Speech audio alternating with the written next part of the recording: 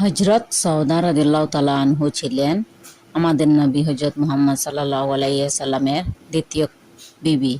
আম্মাজান হজরত খাদিজা রাদিয়াল্লাহু তাআলা আনহু ইন্তেকালের পর ওই বছরে শাওয়াল মাসে হজরত সৌদা রাদিয়াল্লাহু তাআলা আনহু ও হজরত আয়েশা রাদিয়াল্লাহু তাআলা আনহু এর সহিত বিবাহ হয়। ততমধ্যে কাহার বিবাহ আগে হইয়াছে ইহার মধ্যে মতভেদ রহিয়াছে। হজরত সৌদা বিনতে জামুয়া রাদিয়াল্লাহু তাআলা আনহু বিধবা ছিলেন। আপন চাচাতো ভাই সাদকান ইবনে আমরের সহিত বিবাহ হইয়াছিল। উভয়ই ইসলাম গ্রহণ করিয়া হাবশায় হিজরত করেন। সেখানেই সকরানের ইন্তেকাল হয়। কাহারো মতে তিনি মক্কায় ফিরিয়া আসিয়া মারা যান। নবুয়তের 10ম বর্ষে খাদিজা ইন্তেকালের কিছুদিন পর হুজুরে সাল্লাল্লাহু আলাইহি সাল্লাম তাহাকে বিবাহ করেন। এই বৎসরই আয়েশা রাদিয়াল্লাহু তাআলা আনহু এর সহিত বিবাহ হইলেও তাহার রুখসতি আয়েশা রাদিয়াল্লাহু তাআলা আনহু এর আগেই হইয়াছিল। অধিকাংশ সময় নামাজে মশগুল থাকায় হুজুরে পাক সাল্লাল্লাহু আলাইহি সাল্লামের অভ্যাস ছিল।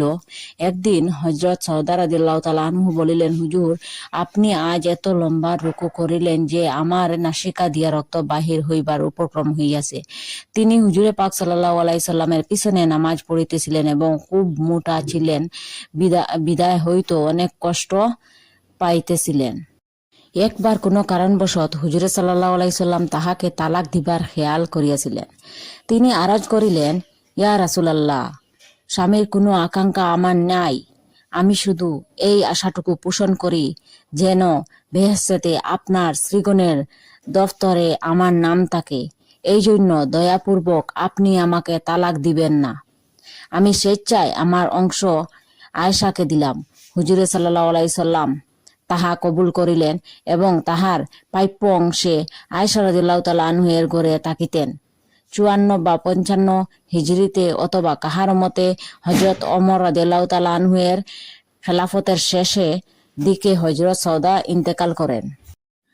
কুরাইশ বংশের অপর এক মেয়ে লোকের নামও ছিল সৌদা রাদিয়াল্লাহু তাআলা আনহু। হুজুরে সাল্লাল্লাহু আলাইহি সাল্লাম তাহাকে বিবাহ করিবার জন্য প্রস্তাব পাঠিয়েছিলেন।